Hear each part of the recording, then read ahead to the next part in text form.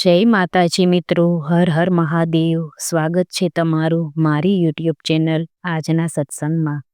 આજના વિડીયોમાં આપણે જાણીશું મહાશિવરાત્રિ 2026 15 ફેબ્રુઆરી રવિવારના પૂજનનું મહત્વ, ચારે પ્રહરનો સમયમાં વિભાજન અને નિશ્ચિત કાળ વિશે।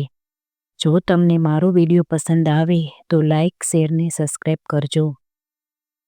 મહાશિવરાત્રિ મહત્વ અને અર્થ જોઈએ તો મહાશિવરાત્રિ હિન્દુ ધર્મનો એક અતિ પવિત્ર ઉત્સવ છે જે ભગવાન શિવને સમર્પિત છે। તેનો શાબ્દિક અર્થ છે મિત્રો શિવની મહાનિશ્વર રાત્રિ, જે આખી રાત્રિ ભગવાન શિવની આરાધના માટે જ સમર્પિત હોય છે અને ઉત્તમ હોય છે। આ રાત્રિ પ્રત્યેક વર્ષે હિન્દુ કેલેન્ડર મુજબ મહામાસના કૃષ્ણ પક્ષની ચતુર્દશી તિથિને અનુકળીને ઉજવવામાં આવે છે। ધાર્મિક માન્યતા અનુસાર આ રાત્રિ એટલે ભગવાન શિવ અને માતા પાર્વતી સહિત પૂરા પરિવારની પૂજાનું મહત્વ।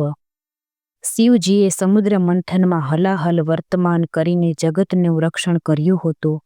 આ કારણે આ રાત્રિ વિશેષ ગણાય છે। આજના દિવસે મહાદેવ અગ્નિસ્તંભ તરીકે પ્રગટ થયા હતા, જે આ દિવસ ખૂબ જ ખાસ ગણવામાં આવે છે। જે ભક્ત વિશેષ શ્રદ્ધા અને ઉપવાસ સાથે પૂજા કરે છે તેને પાપમાંથી મુક્તિ મળી શાંતિ, સુખ ને સમૃદ્ધિ અને આધ્યાત્મિક વૃદ્ધિ મળે છે, એવી પુરાણોક્ત માન્યતા છે। 15 ફેબ્રુઆરી 2026 મહાશિવરાત્રિનો તિથિનો સમય જોઈએ તો ચતુર્દશી તિથિ શરૂ થાય છે 15 ફેબ્રુઆરી સાંજે 5:04 લઈ, જે આ તિથિ પૂરી થાય છે 16 ફેબ્રુઆરી સાંજે 5:34।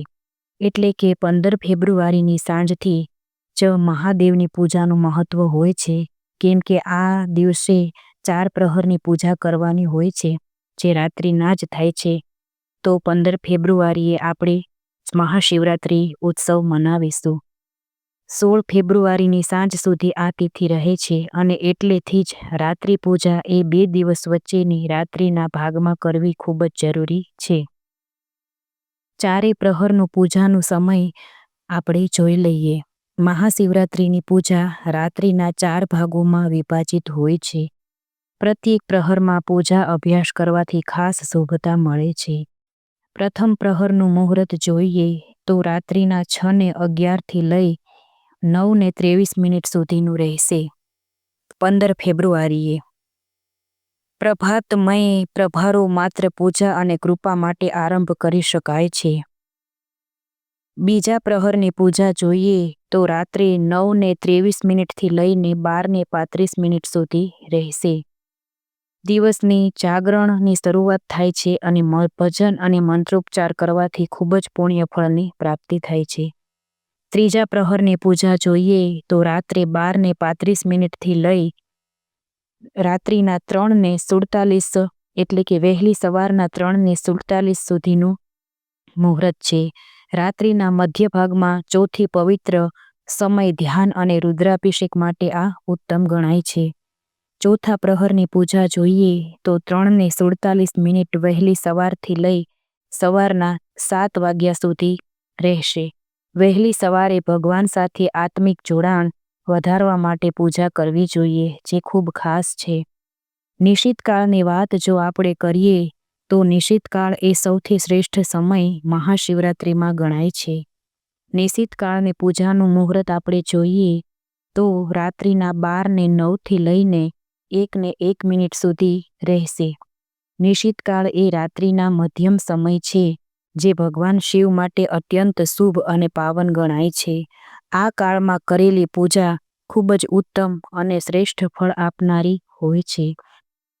શાસ્ત્રમાં માન્ય છે કે આ ક્ષેત્રે જ શક્તિ અને કૃપા સૌથી વધુ પ્રાપ્ત થાય છે અને આ વખતે વિશેષ ભક્તિપૂર્વક રુદ્રાભિષેક, બિલ્વપત્ર, મંત્ર જપ વગેરે કરવાથી ધર્મ અને શાંતિ વધે છે।